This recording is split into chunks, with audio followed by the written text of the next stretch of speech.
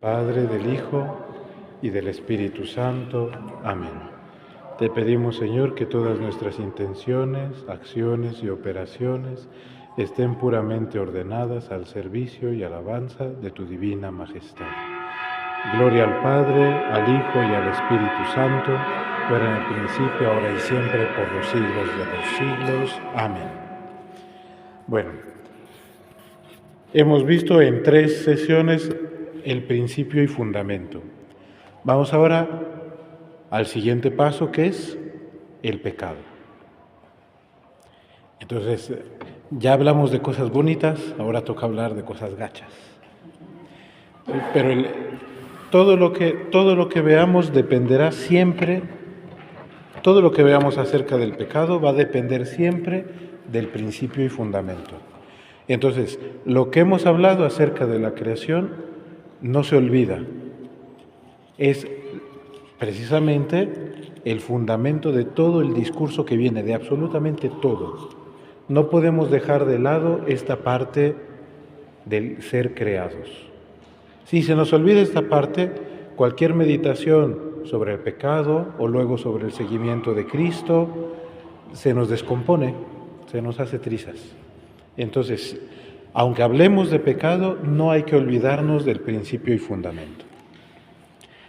Vamos a hacer, de todas maneras, como siempre, un resumen de lo que hemos visto hasta ahora.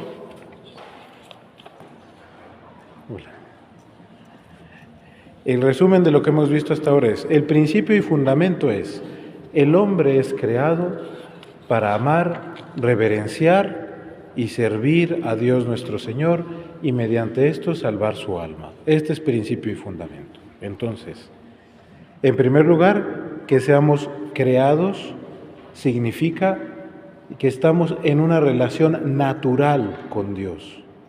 No solamente la relación que nos da el ser cristianos por el bautismo. Naturalmente, por el solo hecho de ser hombres, estamos en relación con Dios. El hombre es creado. Estamos en una relación íntima con Dios. Si Dios no me crea, no existo. Y además estamos en una relación de dependencia. Yo dependo de que Dios me dé la vida, de que Dios me dé el ser. Sea o no cristiano, por el solo hecho de existir, dependo de Dios.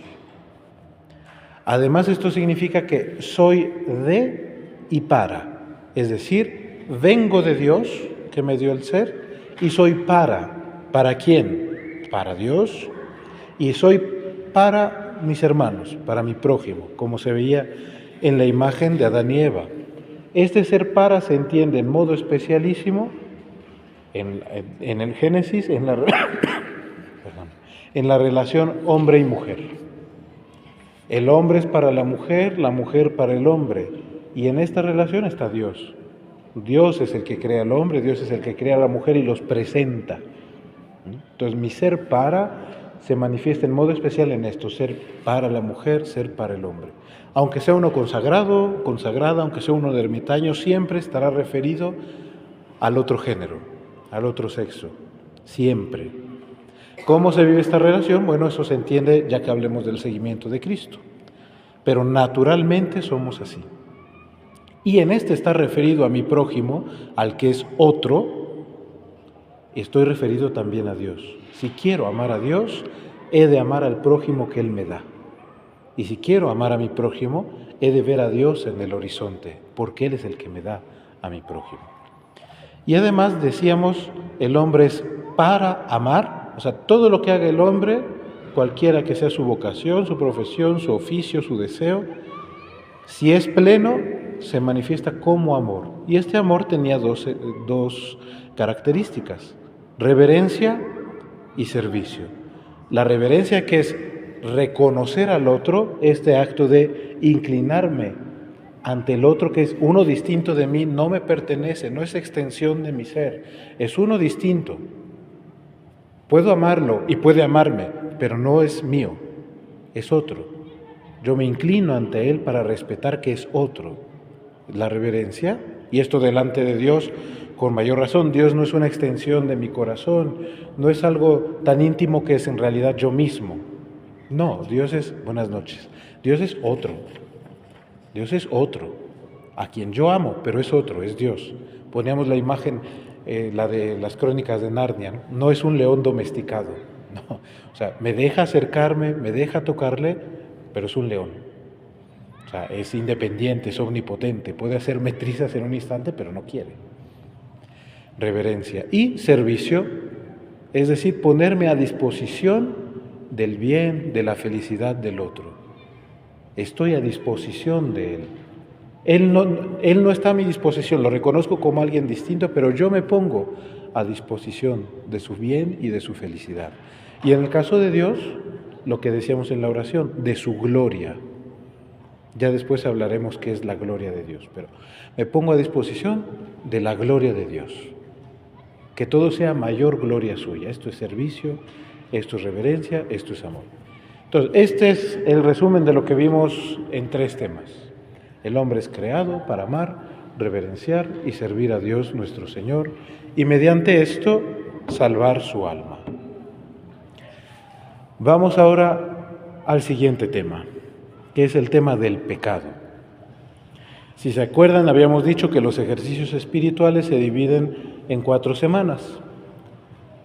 La semana que se dedica al pecado, la semana que se dedica al seguimiento de Cristo, la semana que se dedica a la pasión y la semana que se dedica a la resurrección. Entonces, digámoslo así, ya cruzamos la puerta, toca la primera etapa, el pecado. ¿Por qué esta primera puerta aquí? ¿Por qué no pasar directamente al seguimiento de Cristo? Porque los ejercicios espirituales son para encontrar mi vocación, o sea, lo que Dios desea de mi vida, o para reformar esta vocación que ya encontré. Y si yo quiero hacer esto, si yo quiero encontrar a Dios, y si yo quiero reformar mi vida, tengo primero que reconocer qué es lo que me impide ver a Dios. El pecado, acuérdense que lo que trae consigo no es simplemente una caída moral el pecado. El pecado es un hecho que obscura mi vida, no me deja ver a Dios, no me deja escucharle, no me deja entenderle, o si pude verle y escucharle, no me deja seguirle. El pecado es también un peso, que uno quisiera volar y el pecado te tira hacia abajo. Entonces, es necesario primero pasar por esta puerta. En segundo lugar, la experiencia que tenemos nosotros, ¿se acuerdan? Se los decía, nosotros entendemos qué somos a partir de nuestro fin. ¿Por qué? Porque al inicio hay una herida, que es la herida del pecado, que no me deja ver mi origen. Entonces, aunque yo sé que soy creado, experiencialmente me cuesta entrar en contacto con Dios o entender la bondad de mi ser, porque yo siento en mí mi pecado. Entonces, tengo que reconocer cómo Dios me saca de este pecado. Si se acuerdan, decíamos también la semana pasada que se habla de salvar el alma y no tanto de felicidad, porque para nosotros la felicidad es salvación. Toda esta naturaleza hermosa que Dios creó está dañada por el pecado, entonces lo que necesito es que Dios me salve. Entonces, si lo piensan, es una experiencia querigmática. El primer encuentro con el Señor es encuentro con Dios que me salva. ¿De qué? De mi pecado. Pero para entender que Dios me salva, tengo que saber de qué me salva. Y me salva de pecados bien concretos. Entonces, punto número 2. ¿Qué es el pecado? El pecado es una palabra, deseo o acto contrario a la voluntad divina. Así, en resumidas cuentas, es lo que nos enseña el catecismo. Es decir, es todo aquello que va contra la voluntad de amor de Dios. En el principio y fundamento contemplamos la voluntad positiva de Dios, es decir, ¿qué quería Dios del hombre? Un destino de amor, una tarea de amor, un cuidado de amor, una relación de amor. Por eso el pecado lo que destruye es el amor. El amor siempre es una relación. Lo que destruye el pecado es esta relación. No la destruye del todo, porque Dios sigue amándonos, pero la hace más difícil, la oscura, pone una ruptura. Es como si el hombre no quisiera ver a Dios y se girase hacia otro lado. Entonces, ¿contra cuál voluntad de Dios? Sí, contra la voluntad que expresa en sus mandamientos, contra la voluntad que expresa en los mandatos de Jesús en el Evangelio, que hace más radicales los mandamientos. Pero hay que recordar que esta no es una voluntad simplemente moral, es una voluntad de amor. O sea, por eso no se vale pensar en el pecado sin el principio y fundamento. Porque si no, hacemos del pecado una cuestión simplemente moral. Yo no cumplí las reglas, lo hice mal. No, o sea, el problema no es tanto que lo hiciste mal, el problema es que el amor se rompió. Y el problema también es que aquello para lo que fuiste hecho no se alcanzó. Es decir, o sea, lo pone peor, ¿no? No es que no cumplí un código moral, es que herí el corazón de Dios. No es que no cumplí un código moral, es que fui en contra de mi mismo destino. O sea, yo me salí de lo que soy. Fui creado para amar, no amé. Fui creado para reverenciar, no reconocí. Fui creado para servir, me quedé encerrado en mí mismo. Esto es el pecado. Por eso el pecado es descrito por la Sagrada Escritura, por el Génesis, como desobediencia y egocentrismo. Es desobediencia, pues, por ir contra el mandamiento de Dios. Y egocentrismo, que se entiende a partir del texto bíblico, ¿por qué? Porque el hombre empieza a mirarse solo a sí mismo. O sea, el hombre no sabía que estaba desnudo en la historia del Génesis. ¿Por qué? Pues porque no le importaba mucho. Él contemplaba a Eva como un don, Eva contemplaba a Adán como un don, amaba, exacto. Y caminaban con Dios, o sea, Dios venía a caminar junto al hombre, a hablar con él. Entonces el hombre estaba, digamos, no tenía tiempo para mirarse a sí mismo. Y no tenía tiempo para preguntarse si esta mirada era de posesión, era de amor. ¿Por qué? Porque todo en él era como la experiencia de un niño que está allí descubriendo, amando, sintiéndose amado. Después del pecado, los hombres se dan cuenta que están desnudos y su primera reacción es la de cubrirse. ¿Por qué? Porque el otro me está mirando y ya no estoy seguro de si me mira con amor. Quizás quiere poseerme. Pero ¿cómo entiendo? ¿Cómo llego a sospechar esto? Porque mi mirada posee. Esto es lo que hace el pecado, destruye la mirada de amor y empieza a querer poseer, en vez de reconocer, querer hacer del otro una extensión mía, ¿no? Bajo mi dominio. Y además, a partir de esta experiencia que yo siento en mí, digo, pues si el otro se parece a mí, quizás piensa lo mismo, mejor me cubro, mejor me defiendo de él. Entonces el pecado se vuelve egocentrismo. Lo que importa es mi criterio, mi visión, y yo juzgo el mundo a partir de mí, ya no a partir del mandamiento de Dios. Es egocentrismo que se vuelve desconfiado, porque si se fijan, lo que hace la serpiente es meter el veneno de la duda. O sea, Dios te mandó que no comieras de ninguno de los árboles del jardín. No, Dios mandó que no comieras de uno. Pero la serpiente lo que hace es desviar la atención del mandamiento de Dios a lo que tú crees. Dios te mandó que no comieras de ninguno. No, solo dijo de este. Dice, claro, pero es que si comen de este serán como dioses. ¿Para qué quería ser como Dios? Quizás era su destino, pero era algo que Dios te iba a dar. Y antes de esta sospecha que pone la serpiente, el hombre no se lo había preguntado, ¿qué tengo que ser? ¿Cómo tengo que ser? Porque estaba feliz en el amor de Dios.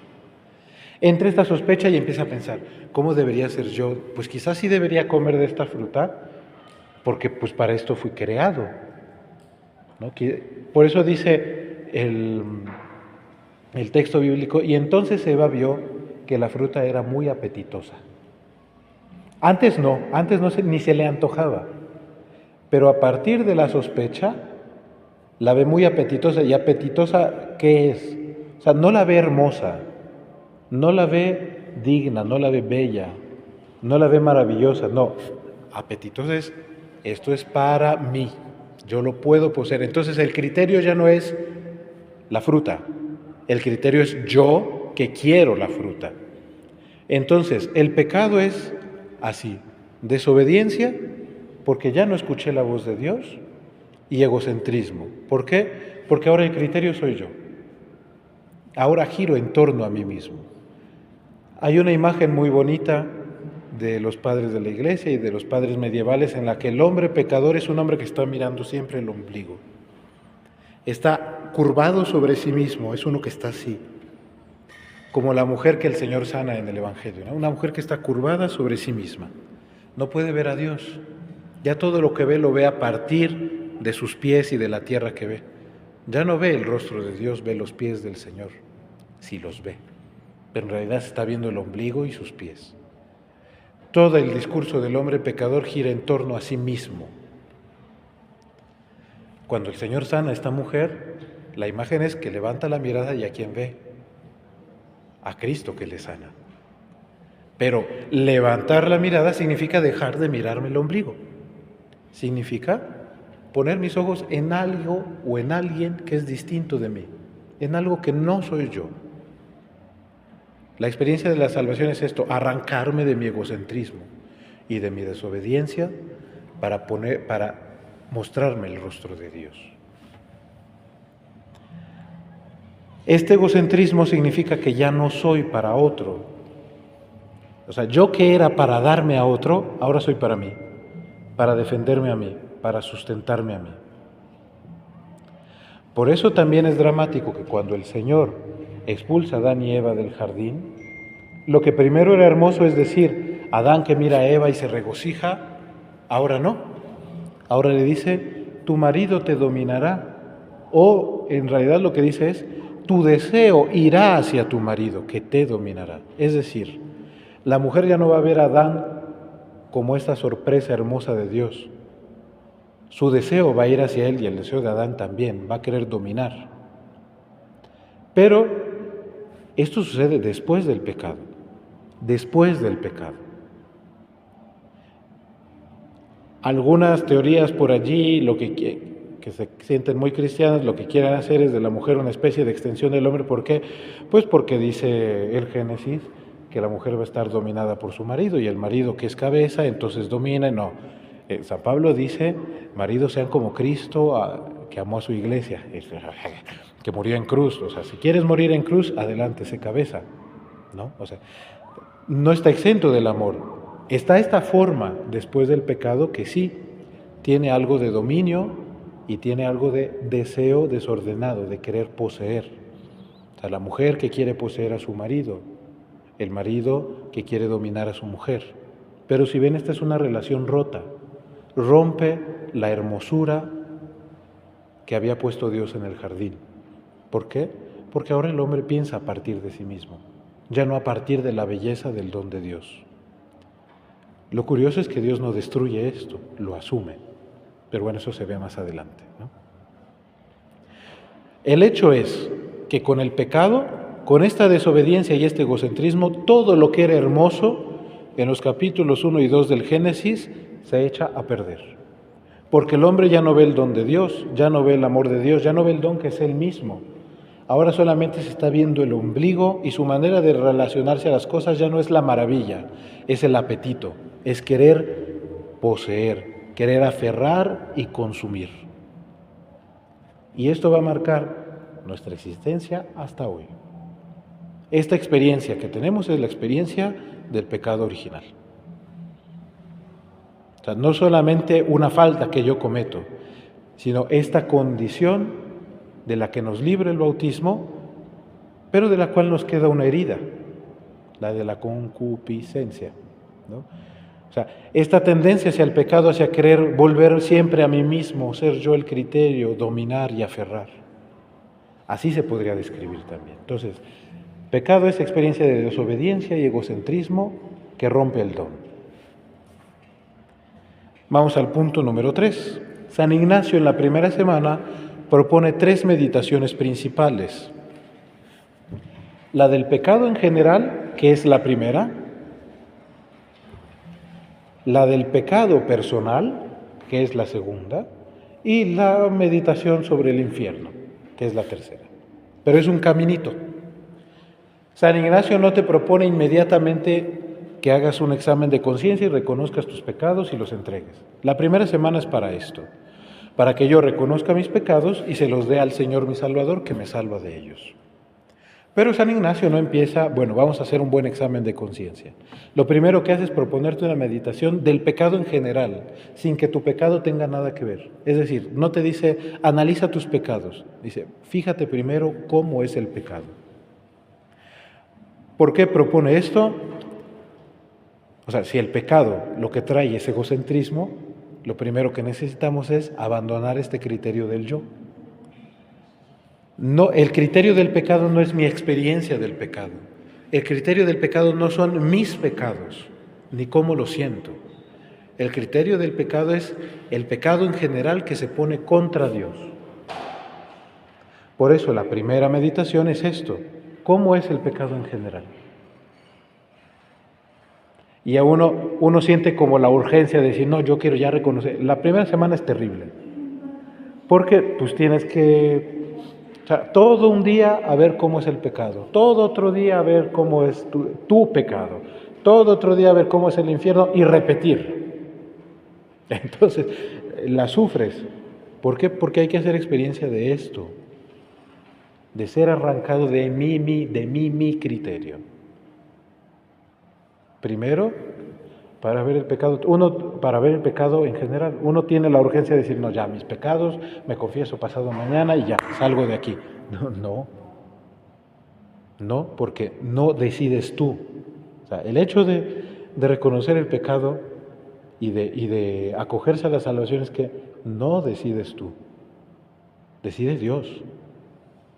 Pero es que Dios ya me quiso salvar, ¿para qué le hacemos tanto el cuento? Sí, pero Él cargó sobre sí tu pecado. Entonces hay que dejarle a Él que te ilumine para reconocer este pecado. Y ese proceso pasa por el desarraigo del yo. Lo primero que tengo que pensar es que no soy yo el criterio.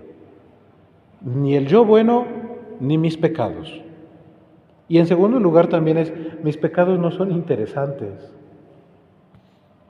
A veces uno hace demasiadas historias sobre su historia personal a partir de su pecado, para decir que Dios lo salvó, pero cuando te cuentan testimonios te cuentan más sobre el pecado que lo que Dios ha hecho con tu vida después. O sea, el Señor hizo en mí grandes maravillas y ya, sí, pero oye, pero ¿qué hizo, no? Te cuentan 20 años de pecados y te los cuentan con detalle. Digo, y es hasta interesante, si quiere uno echar chisme, pero lo que Dios ha hecho contigo, ¿qué? Si a veces la gente lee las confesiones de San Agustín, las confesiones, pues con este morbo, ¿no?, de querer saber cuáles eran los pecados de San Agustín, y resulta que San Agustín en tres palabras te dice cuáles eran. Lo peor que hizo San Agustín, o sea, cuando dice lo que más le duele y de repente es que se robó unas peras. Y ya, no, o sea, no te da detalles, no te dice, te cuenta otros pecados quizás más graves. Y las confesiones de San Agustín son enormes. Dice, para esto leí las confesiones. ¿Por qué? Porque confesar no es solamente mi pecado, es confesar que Dios me salvó. O sea, yo confieso que Dios es todopoderoso, que Dios me salva, que Dios ha hecho en mí maravillas. O sea, es confesión de alabanza. Entonces, mi pecado no es interesante. Por eso primero tengo que pasar por el pecado de todos. Tengo que dejar que mi yo se me vaya muriendo. Este yo egocéntrico, este yo dominador, que se muera, que se quite, que nadie le haga caso. Y mi yo es un yo llorón, que cuando uno no le hace caso hace berrinche, y entonces pesa hacer este proceso. Pero es necesario. Hay que dejar que el yo ya no sea el centro, que el centro sea Dios que no fue amado. Además, en esta primera meditación, San Ignacio, en algún punto, la vamos a hacer ahora, no se preocupen, en algún punto dice, maravillarme de que tanta gente por tantos pecados ha sido condenada. Por ejemplo, los ángeles, uno solo, ¡pam!, al infierno, y ahí están los demonios. En cambio yo tantos pecados, tantos años, y aquí sigo.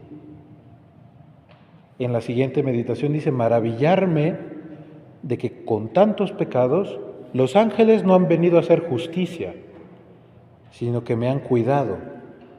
Los santos no me han olvidado, sino que han rezado por mí.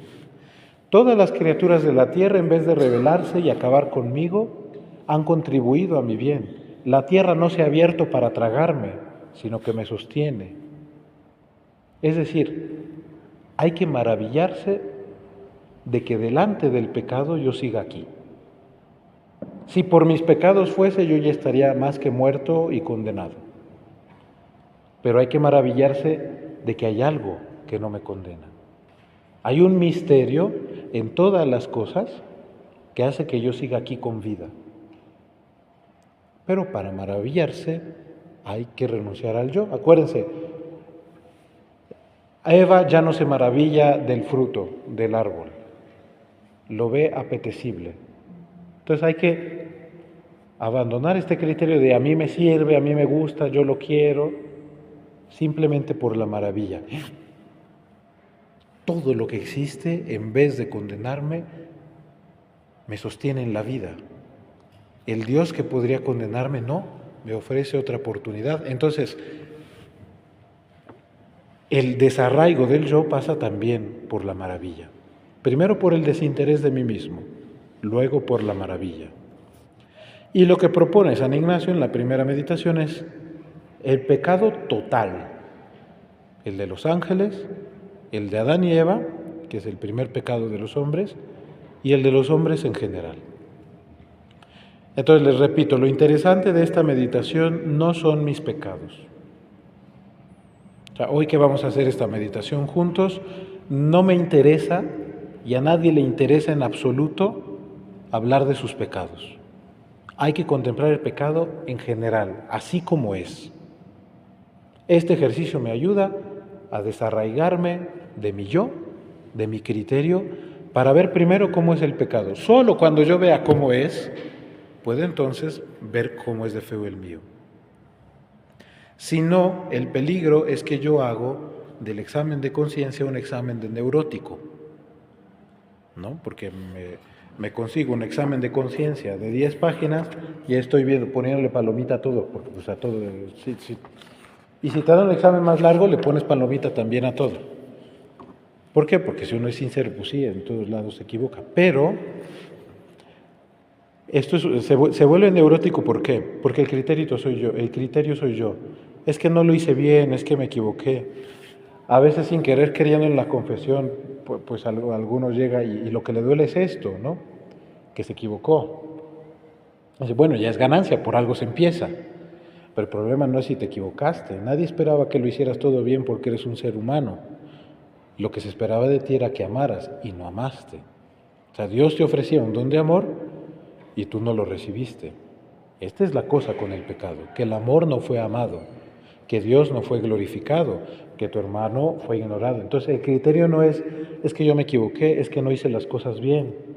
El criterio es, herí a mi hermano, herí el corazón de Dios, mi Señor. Si se fijan, el criterio está fuera de mí. Entonces por eso interesa primero el pecado en general. A nadie le importan tus pecados ahorita. Y hay que decir, a veces hay que decirlo así de feo, ¿no? A nadie le importa. Pero es que yo, no, tranquilo. Eso no importa ahora. Importa después, cuando toque ver tu pecado personal, hacer tu examen y entregarlo en la confesión. Pero por ahora, tu pecado, no, tranquilo. Importa el pecado del mundo. Y al final de esta meditación se acaba con un coloquio imaginando a nuestro Señor puesto en cruz. ¿Por qué nuestro Señor puesto en cruz? ¿Por qué no un Señor resucitado y victorioso? Porque en la cruz vemos la consecuencia del pecado del mundo. Es verdad, veo mi pecado, pero es el pecado del mundo. ¿Qué es lo que hace el pecado con el hombre? Destruirlo así. ¿Qué es lo que hace el pecado con el corazón de Dios? Romperlo así. ¿Y qué es lo que hace Dios con el pecado? Perdonarlo así. No es un perdón de, bueno, sí, te perdono, ya, tranquilo, soy omnipotente y ya, no pasa nada. No. Dios quiso perdonar con esta radicalidad, cargando sobre sí la consecuencia. O sea, no quiso dar un perdón así de, bueno, pues sí, o sea, total, ya sabía que te equivocabas. No, quiso cargar con el peso del pecado del mundo para perdonarlo.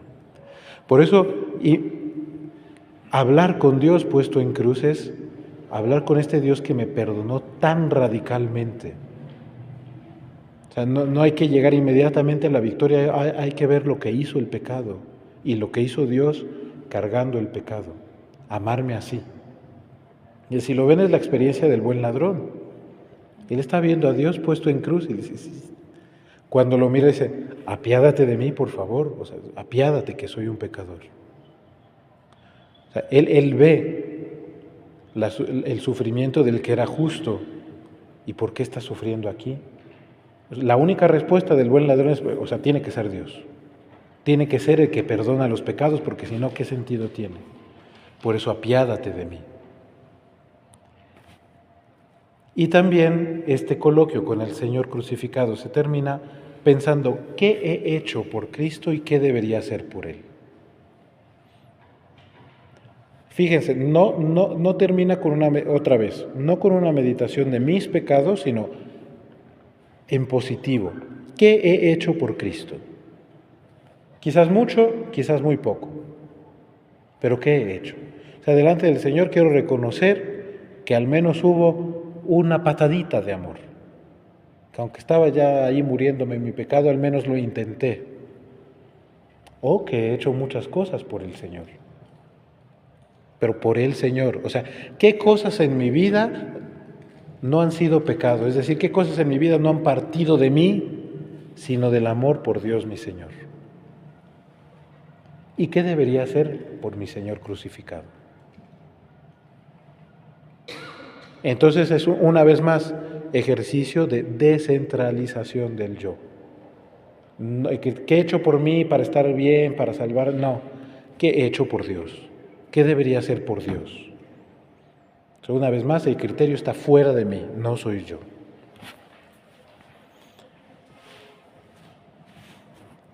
Vamos entonces a hacer esta meditación. Se las voy a leer rápido para que vean. Estas meditaciones tienen una cosa especial, que no se hace memoria de la historia, como hemos estado haciendo. Solamente esta parte nos saltamos. Y el resto está también estructurado, que basta seguir el guión, digamos, ¿no?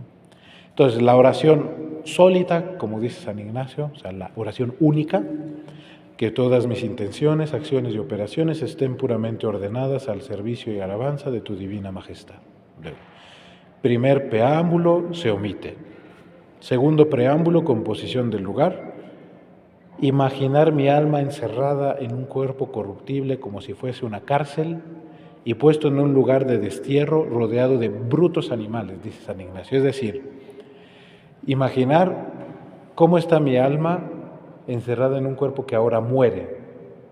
Habíamos dicho que el alma es expresión de toda la persona, pero con el pecado la vivimos como una ruptura entre lo que quiere mi alma, las cosas buenas, lo dice San Pablo, no siento una división en mí mismo, yo que deseo lo bueno, pero hago lo malo. Bueno, esta es la idea, ¿no?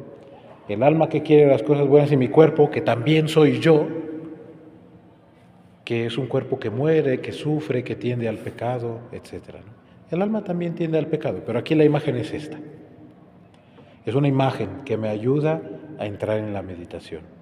Mi alma como en una cárcel, en un lugar de destierro, es decir, en un lugar feo, o sea, en un lugar solo, árido, donde no hay vida. ¿Por qué? Porque el pecado me saca del Edén, del paraíso del Señor. Entonces, en un lugar árido. Y rodeado de brutos animales, ¿por qué? En el Edén, Adán ponía nombre a todas las criaturas y todo era hermoso. En esta tierra marcada por el pecado, también los animales viven esta violencia. Ahora los animales son peligrosos. Ahora los animales hieren. Ahora en vez de ponerle nombre salgo corriendo. Entonces, brutos animales, porque parece que no hay otra persona allí.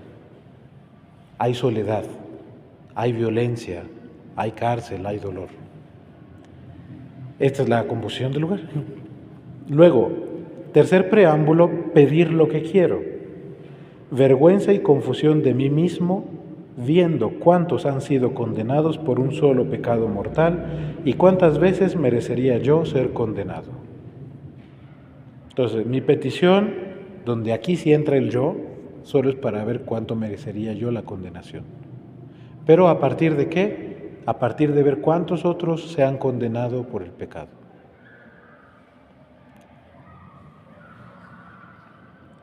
Y después los puntos de meditación. El primero, pensar en el pecado de los ángeles. No quisieron ayudarse de su libertad para reverenciar y obedecer a Dios, sino que desobedecieron, el famoso no te serviré. Y entonces quedaron convertidos de gracia en malicia y fueron lanzados del cielo al infierno. El segundo pecado, el de Adán y Eva, que después de ser creados desobedecieron a Dios y fueron echados fuera del Edén para hacer una vida de penitencia. Y el tercero, el pecado personal de uno cualquiera. Al pecar se obra en contra de la bondad infinita y por eso se es condenado justamente. Eso es lo que se medita. Y al final el coloquio del que ya les hablé, ¿no? Imaginar a Cristo nuestro Señor delante y puesto en cruz, considerar cómo se hizo hombre para morir por mis pecados y considerar qué he hecho por Cristo y qué debo hacer. Y después hablar de lo que me diga el afecto, o sea, de lo que yo sienta que tengo que decirle al Señor, de lo que el amor me mueve a decir, hablar de eso, y dice, como un amigo habla a otro, o como un siervo habla a su Señor. Es bonito, como un amigo habla a otro. O sea, no es perder la reverencia hablar con un amigo, pero tiene uno confianza. Y como un siervo habla a su Señor, es decir, estoy hablando con Dios, pero es un Dios en el que confío como un buen siervo, como un siervo que puede hablar con franqueza sin perder el respeto. Y se termina con un Padre Nuestro. Bueno, entonces si les parece, vamos a hacer 8 minutitos de meditación y luego les doy las reglas de discernimiento que había prometido. Entonces, el que quiera ponerse de pie, el que no, nada más un respiro profundo. Hacemos, ¿se acuerdan? El preámbulo preparatorio es pensar delante de quién estoy. Entonces, en un momento pensamos ante quién estamos, ante Dios, que es nuestro Padre, ante Dios, que es Hijo unigénito y Salvador de todos, ante Dios, que es Espíritu Santo, Consolador y Vivificador. Estamos ante Dios, estamos ante la corte de todos sus santos y sus ángeles. Y una vez que hemos pensado ante quién estamos, hacemos un signo de reverencia, puede ser una inclinación o puede ser una genuflexión. Y ahora tomamos posición para hacer oración, el que quiera sentado, el que quiera de rodillas.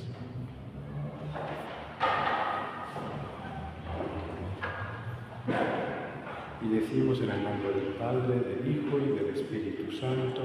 Amén. Hacemos cada quien en silencio la primera oración. Te pido, Señor, que todas mis intenciones, acciones y operaciones estén puramente ordenadas al servicio y alabanza de tu divina majestad.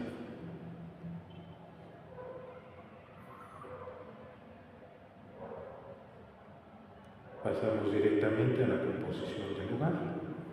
Imaginar mi alma encerrada en un cuerpo corruptible, en un lugar de destierro, rodeado de brutos animales. Entonces, primero, ¿cómo está mi alma encerrada? Como en una cárcel. Una cárcel que se destruye, una cárcel sujeta a la muerte, a la enfermedad, al dolor, a la violencia. Y en un lugar de destierro, donde no hay vida, donde no hay amistad, donde no hay amor, donde no hay belleza.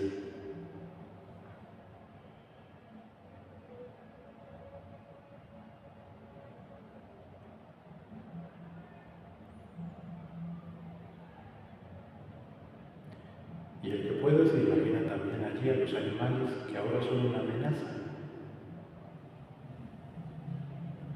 Los animales con los que no se puede entablar amistad. No hay ninguna clase de afecto aquí. Solo hay soledad, tristeza, dolor, encierro.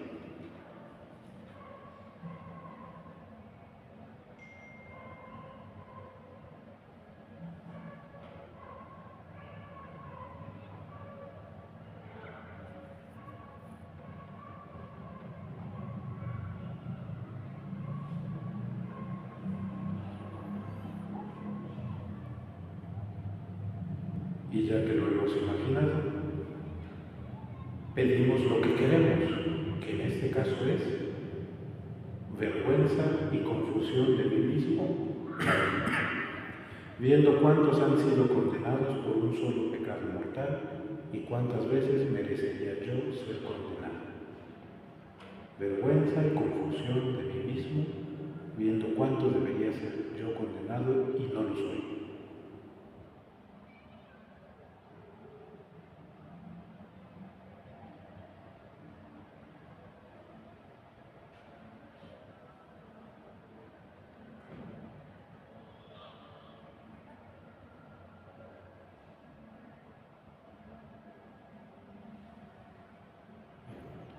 Pasamos al primer punto, es pensar en el pecado de los ángeles,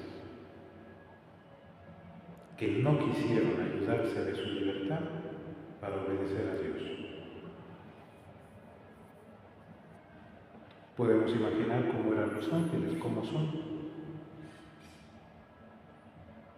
Pues son seres creados perfectos, con capacidad de conocerlo todo, de amarlo todo, y con una libertad enorme, con una libertad capaz de englobar en una sola decisión todo lo bueno.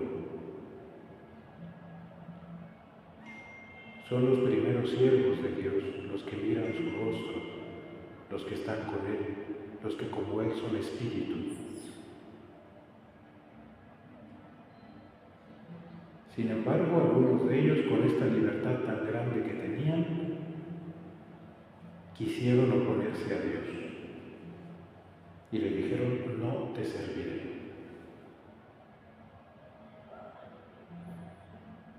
Y podemos imaginar también cómo quedan convertidos de gracia en malicia, de seres ligeros, espirituales, llenos de luz, en seres opacos, seres pesados, seres que dan miedo, seres horribles, y todo por un solo pecado, por un solo momento en que no quisieron servir a Dios, por un solo no.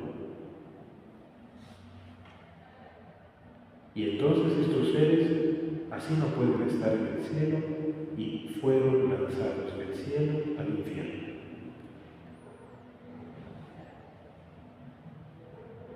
El cielo no se deja corromper, el cielo no se deja llenar de cosas feas, el cielo no se llena con desobediencia. Por eso son lanzados a otro lado, allí donde Dios destina a los que no quieren servirle, a un lugar también oscuro, de tormento, de soledad.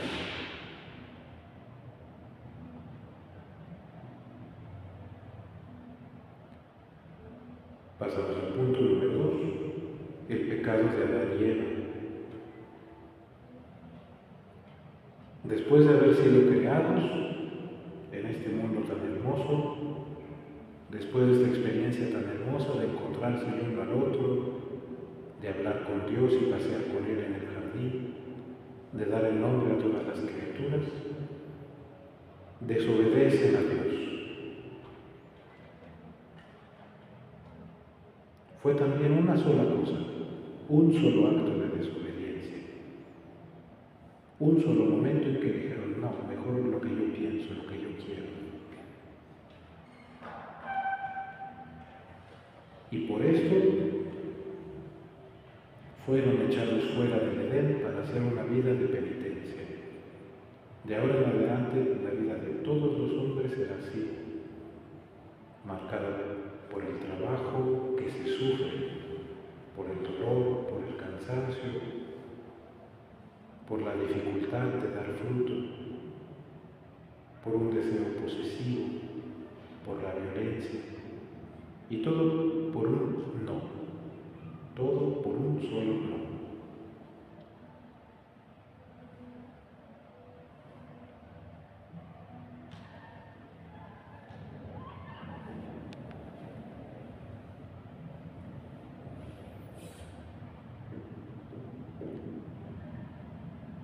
Pasamos al punto número 3. El pecado personal de uno cualquiera. Cualquier pecado es obrar contra la bondad de Dios.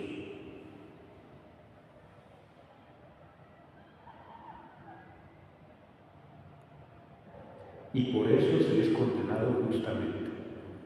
Entonces podemos imaginar a cualquier hombre o mujer del mundo que por un solo pecado fue condenado. Fue también un solo no, un solo acto de egocentrismo, de desobediencia, un acto de violencia grave. Y solo por esto fue condenado.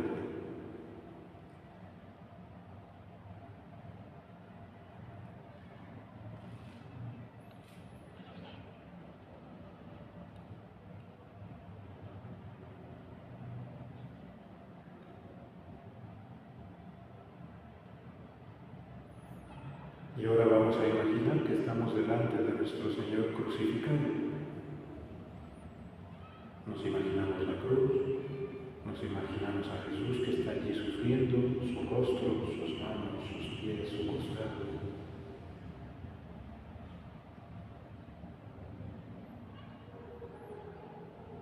Y delante de Él pensamos, Él se hizo hombre para morir así por mí, para perdonar así mis pecados. Como quería que no me condenaran, Él vino desde el cielo a este mundo para perdonarme así, a través de este dolor, a través de esta cruz. ¿Qué he hecho yo entonces por este Señor que me ha amado así?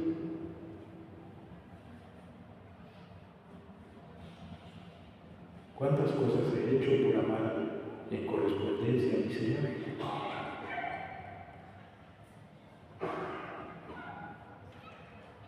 ¿Y qué debería hacer?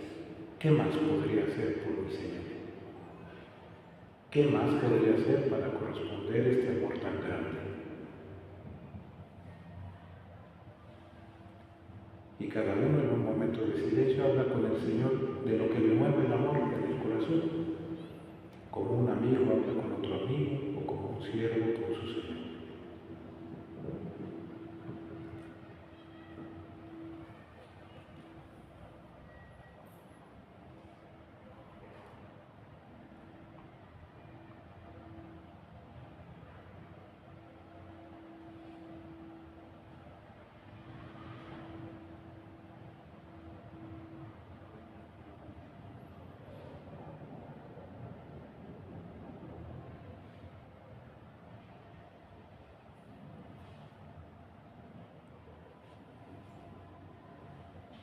Y decimos juntos, Padre nuestro que estás en el cielo, santificado sea tu nombre, venga a nosotros tu reino, hágase tu voluntad en la tierra como en el cielo. Danos hoy nuestro pan de cada día, perdona nuestras ofensas, como también nosotros perdonamos a los que nos ofenden. No nos dejes caer en tentación y líbranos del mal. En el nombre del Padre, del Hijo y del Espíritu Santo. Amén. Y ahora, en un momentito, aquí lo hacemos más rápido, también porque rezamos más rápido, hacemos nuestro examen. Acuérdense, son luces, es decir, ¿Qué vi o qué entendí acerca de esta meditación? Luces. Mociones, ¿qué sentí? Y acuérdense que para luces y emociones, también se puede escribir no entendí nada, o no sentí nada, o creo que no sentí nada. La cosa es ser sinceros en el examen. Luces, emociones, y tampoco hay que tener miedo de reconocer que sentimos. ¿Por qué? Porque estamos hablando con Dios, Él puede darnos sentir lo que sea. Pues sentía un poco de dolor, en este caso sentía un poco de vergüenza por mis pecados o de impresión. Todo, se vale poner de todo, luces, emociones y distracciones. ¿Con qué me distraje hoy?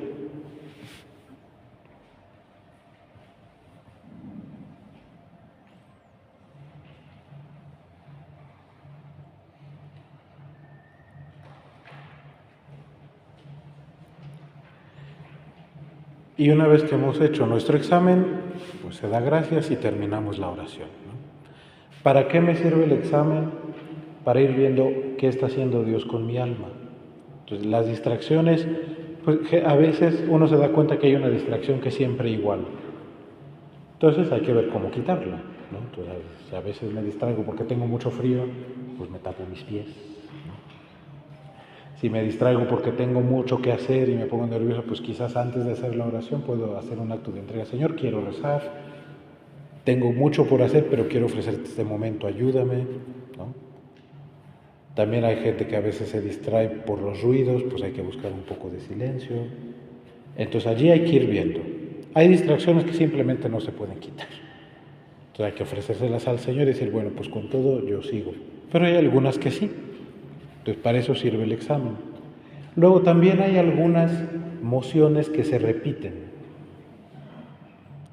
¿no? A veces, por ejemplo, con la creación quizás había mucha maravilla.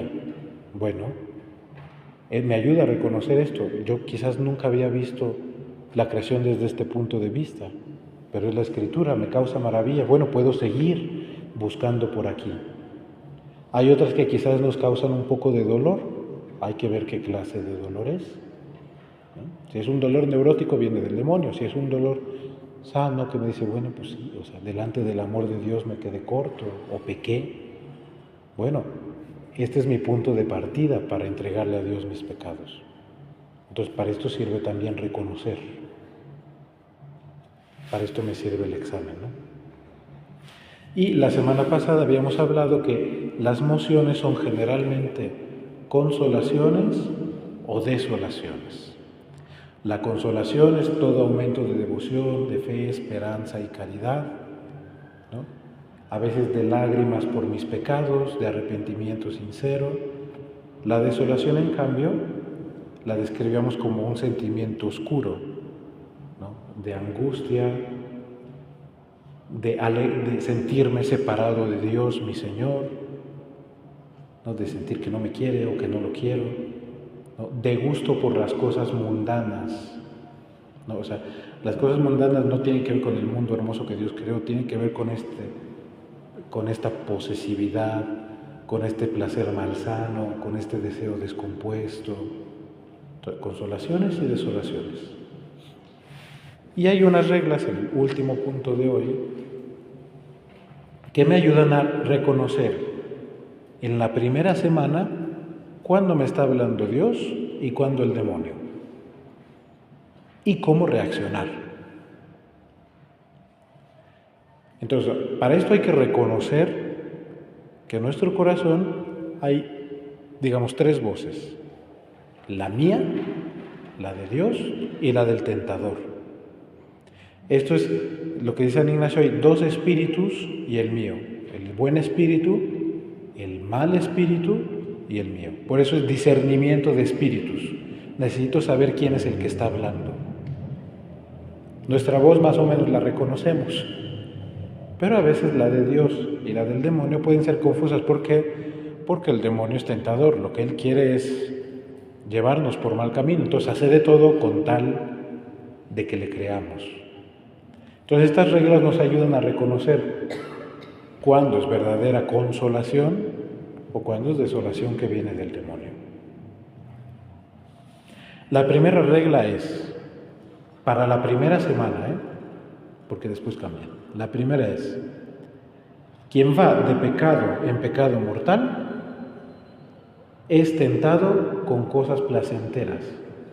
O sea, el demonio lo tienta dándole gusto, haciéndole sentir bien, tranquilo, sereno. ¿Por qué? Porque va de pecado en pecado mortal, entonces es fácil, te tiento con lo que quieres, con lo que te gusta. Entonces uno no siente este combate. Entonces si uno va de pecado en pecado mortal, la consolación no es serenidad. La consolación que viene de Dios es combate. El Señor le punza, le dice, no, a ver, corrígete aquí, fíjate acá. Segunda regla, quien va purgando sus pecados y de bien en mejor, es al revés. El demonio le punza, le distrae, le causa angustia, le causa miedo. En cambio el Señor lo va apapachando poquito a poco. Aunque le dé dolor de corazón por sus pecados, este dolor es sereno. Les decía ya la vez pasada, no es el, ¡ay, mis pecados! No.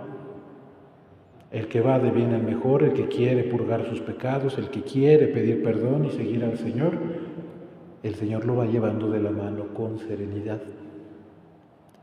Entonces, para aclararnos, como ustedes están haciendo su curso de oración y hay algunos que hacen hasta 3, tienen vida de sacramentos, intentan hacer oración, se confiesan, ustedes son este segundo grupo. Van purgando sus pecados. No quiere decir que no haya pecado, pero quiere decir que, pues sinceramente, uno se los quiere entregar al Señor y, digamos, quiere salir del agujero. Entonces, para nosotros, en general, aplica la segunda regla. La consolación me viene, aunque sea llorar por mis pecados, me viene con serenidad, sin neurosis, sin angustia. En cambio, el demonio puede mostrarme mis pecados y yo muy piadosamente digo, sí, esto es pecado, pero me empieza a causar angustia, agitación del corazón, el pecado, y entonces no lo confesé porque no lo dije y fue hace 50 años, pero ya me había confesado. No, eso es tentación. Es espíritu que me agita, que pone oscuridad en mi alma. Entonces este es el demonio. No se le hace caso. Dios me lleva de la mano a través de su luz, de su bondad y de su misericordia.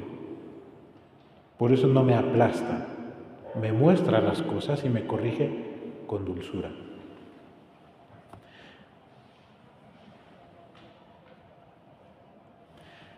Saltamos a la quinta regla. En desolación no hacer mudanza. Es decir, no significa que no te cambies de casa. Mudanza es tomar decisiones de vida.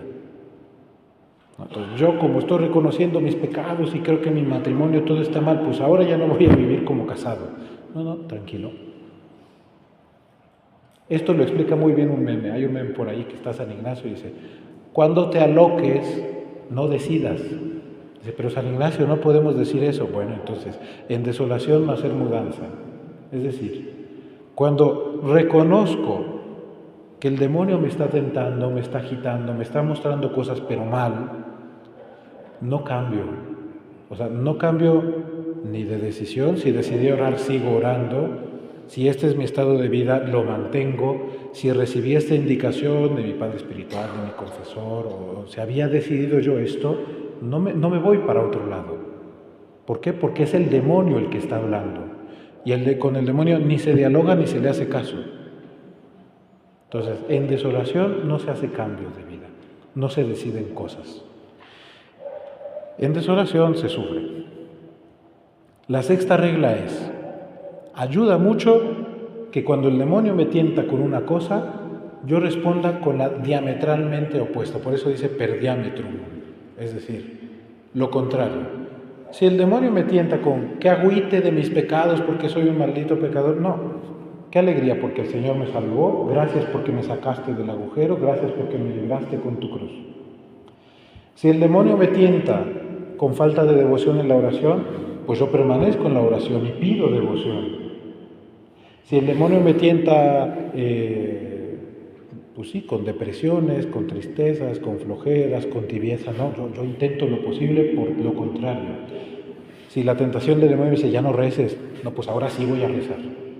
Acuérdense, esto es muy de San Ignacio, ¿se acuerdan cómo lo describíamos, no? No, ahora me dices, ahora lo hago, ahora no sé qué, ¿por qué? Porque si el demonio está hablando, lo que hay que hacer es mandarlo a volar. ¿Y cómo lo mando a volar?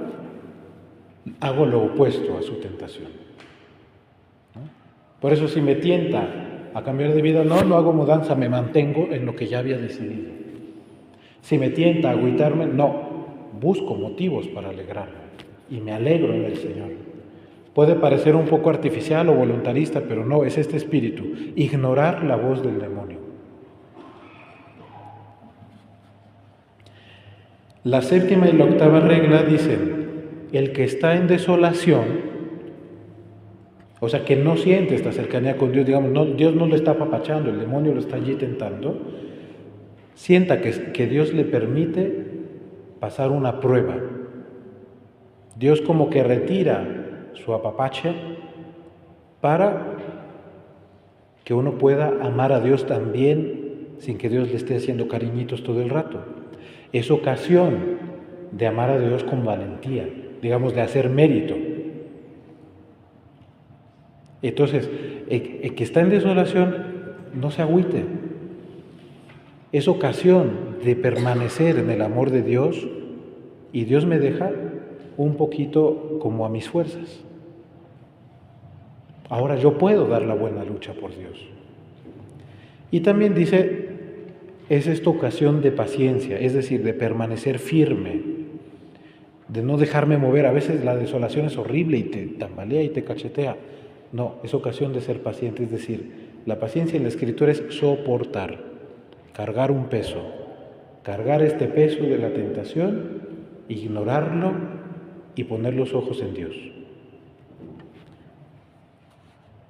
La novena regla, ¿por qué estoy en desolación? Puede ser porque he sido tibio. Es decir, yo quiero luchar contra el pecado, quiero seguir a Dios, pero pues en algún momento me ganó la tibieza. Entonces el Señor me permite experimentar cuál es el resultado de esa tibieza. Estar en las garras del demonio que solo me angustia. Otro motivo puede ser, el que ya habíamos dicho, que Dios quiere probarme, que Dios me da la oportunidad de amarle en la prueba. Y otro motivo puede también ser que Dios quiere que me dé cuenta de que sin Él me lleva a la tristeza. ¿Sí? O sea, si Dios no me da sus cariñitos, si Dios no me apapacha, si Dios no me consuela, se siente horrible. Sin Dios no soy nada. Pueden ser estos tres motivos.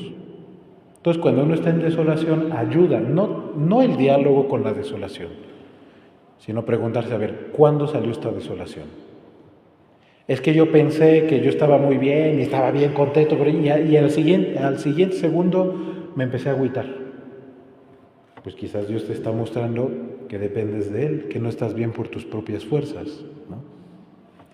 O quizás, pues ¿por qué estoy en desolación? Pues sí, es que la verdad ni preparé la oración y pues sí, ya no le eché ganas allí.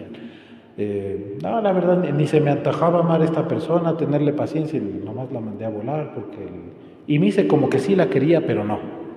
Bueno, quizás es un poco de tibieza, ¿no? Además, o sea, la desolación sale de pronto. O sea, uno está bien y de pronto, ¡pum!, ya estoy angustiado, ya estoy no sé qué. Entonces, vale la pena hacer el caminito de regreso. ¿Cuándo empecé a estar así? Pasó esto. Y a veces una tontera y otras veces no, pero esta tontera es la raíz. Entonces hay que llegar a la raíz y decir, bueno, esto, muy bien. Reconozco que esto no es, que esta tibieza o que este sentido de autosuficiencia no me ayuda. Y a veces no es ni una ni otra. Entonces, pues Dios, mi Señor, me está poniendo a prueba. ¿Qué tengo que pedir? Dame la gracia de permanecer fiel. ¿Por qué? Porque eres tú el que me ayuda. La regla número 10. El que está en consolación, piense que puede estar después en desolación. Es decir, el que está así apapachadito por Dios, consolado, contento, sereno, Acuérdese que esta vida es combate. Entonces, después puedes estar en desolación. Ten fuerzas ahora que estás tan bien, dale gracias a Dios y pídele: ayúdame a que cuando esté en desolación pueda serte tan fiel como ahora. ¿No? Es decir, o sea, si estás sereno está bien, nomás no te quedes ahí paradote. Acuérdate que la desolación puede venir.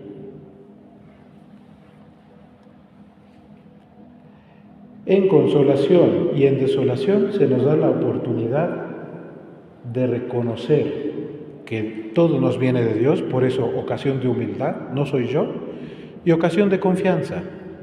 ¿Por qué? Porque Dios me trata así. Y si estoy en desolación, Dios sigue estando conmigo aunque no le sienta. Puedo confiar en que Él me va a sacar de esta desolación por su gracia, por su bondad.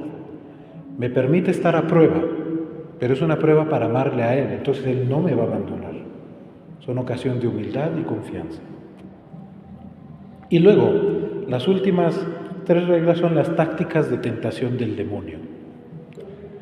La primera es: el demonio tienta como mujer. ¿Por qué como mujer? Bueno, pues San Ignacio, yo lo siento, aquí ustedes me dirán. San Ignacio dice: la mujer cuando quiere algo de un hombre, si el hombre es así medio dejado, es muy gentil y lo va seduciendo y le va diciendo y lo trata con cariño y no sé qué. Si el hombre le pone cara, o sea, si el hombre no se deja, entonces la mujer empieza a ser violenta, le empieza a meter miedo y bueno, hace unas descripciones bastante terribles que te da miedo, la verdad te da muchísimo miedo la mujer.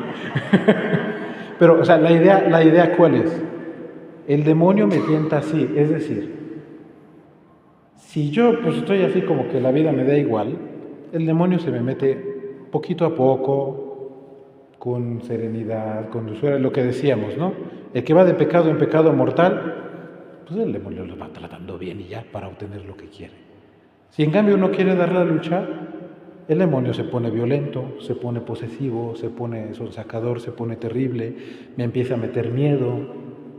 O sea, no significa que te va a pasar como a los santos, que va a haber un perro que te ataque en la noche, de tranquilos. Significa que en mi corazón el sentimiento de la desolación es así. O sea, me están cacheteando, Señor. O sea, ¿por qué? Porque el demonio trata de meter miedo. Trata de que dejes de confiar en Dios. Trata de que te concentres solo en su voz. Entonces usa estas tácticas, ¿ok? La segunda es: el demonio es como un vano enamorado. Entonces no solamente la mujer, también el don Juan que no entiende nada, ¿no? Es un vano enamorado, es decir, que me habla en secreto. El vano enamorado trata de conquistar a una que no es suya, pero no le digas a nadie, ¿no? Esto es una cosa entre tú y yo. ¿Cómo se aplica en nuestro caso? No le digas a tu director espiritual, de esto ni te confieses, ¿para qué? No, bueno, tentacioncita, ¿no? No pidas ayuda. O sea, a veces uno se lo está llevando la tristeza. En los seminarios pasa mucho esto. Pobre seminarista, se lo está llevando la tristeza y la tentación es: no le digas a nadie, tú vas a salir. ¿Por qué? Porque es que no te va a entender tu superior, ¿no? A los hijos, no, pues tus papás, ¿qué van a entender de lo que te pasa? No le digas, ni tienen razón, no les hagas caso. Es un vano enamorado, me quiere conquistar a través del secreto.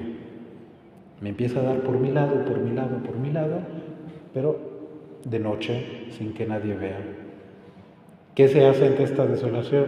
Per diámetro. Si no lo quiero decir, no, lo digo. Y si después el confesor o al que le pedí consejo o el superior me dice: pues eso no es nada, pues no es nada. Pero si la tentación es no decir, digo. Si la tentación es no confesar, confieso.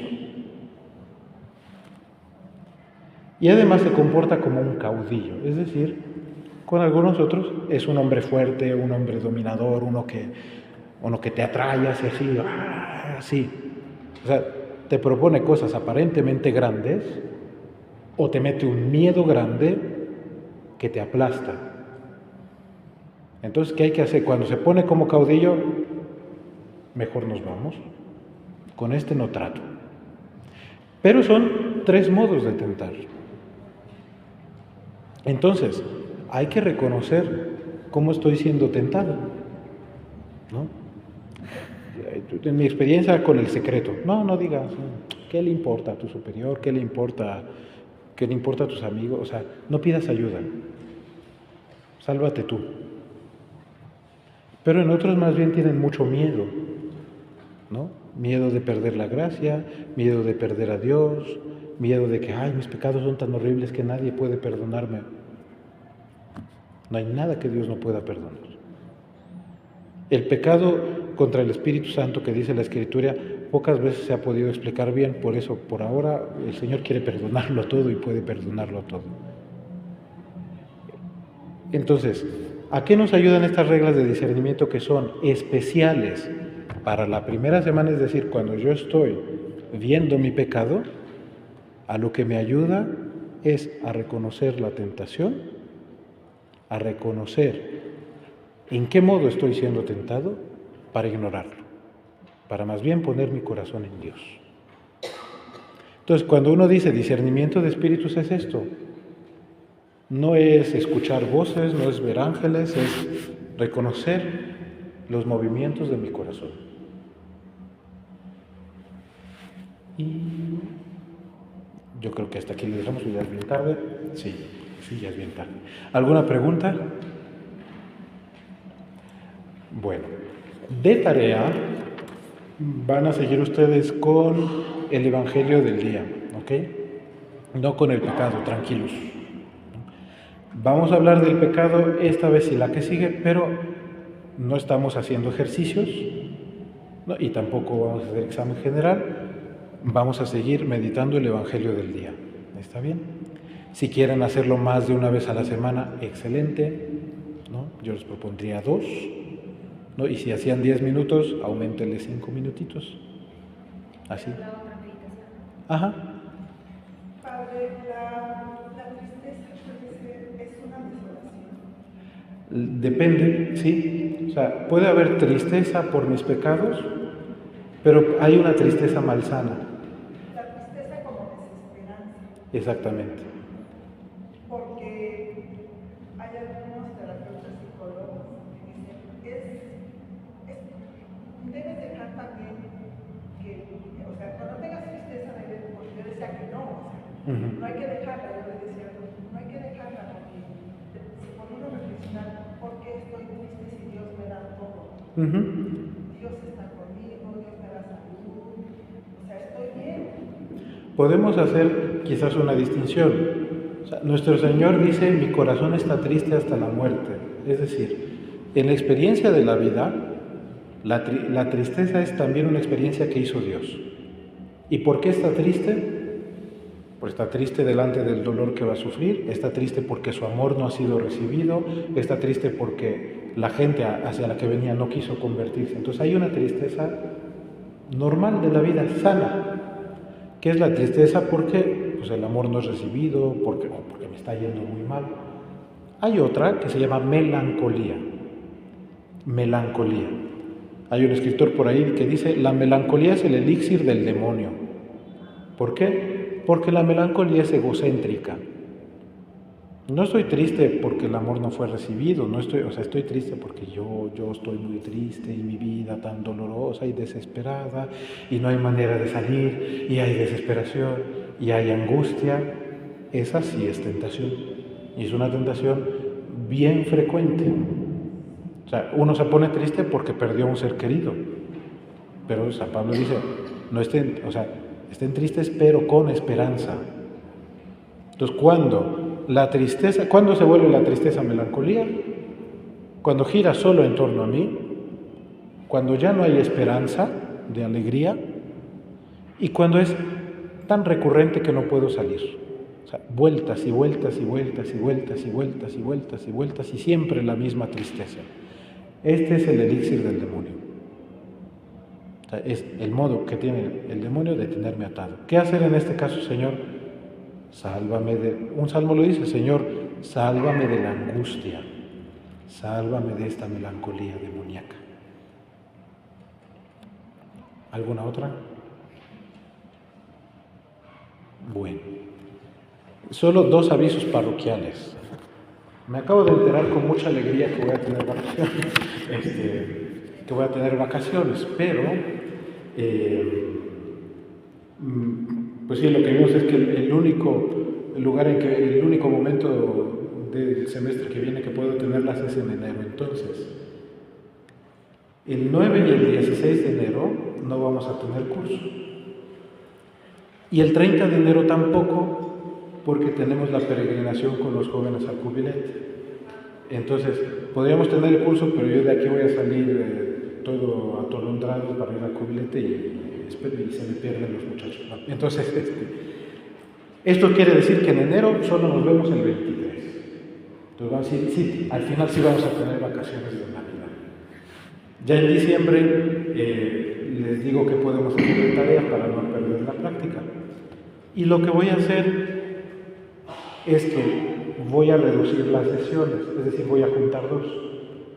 Del pecado íbamos a tener 3 sesiones, vamos a tener 2 y otras ya las reduzco el año que viene. ¿Ok? Bueno, esto era de horario. Luego también, para ya no hacer los bolas con la misa, el curso va a empezar 7:45 y aquí.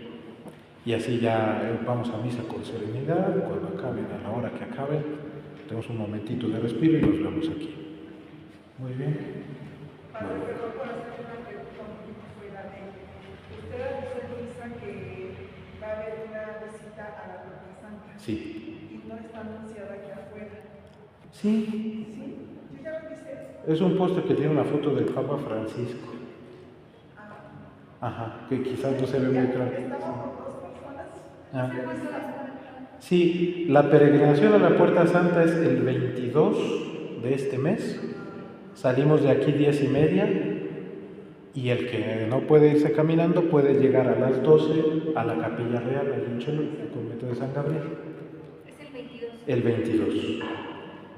Hay una conferencia de preparación el miércoles 19, después de la misa, que da el padre Gilberto, si todavía está aquí, y confesiones el día jueves a las 6 de la tarde.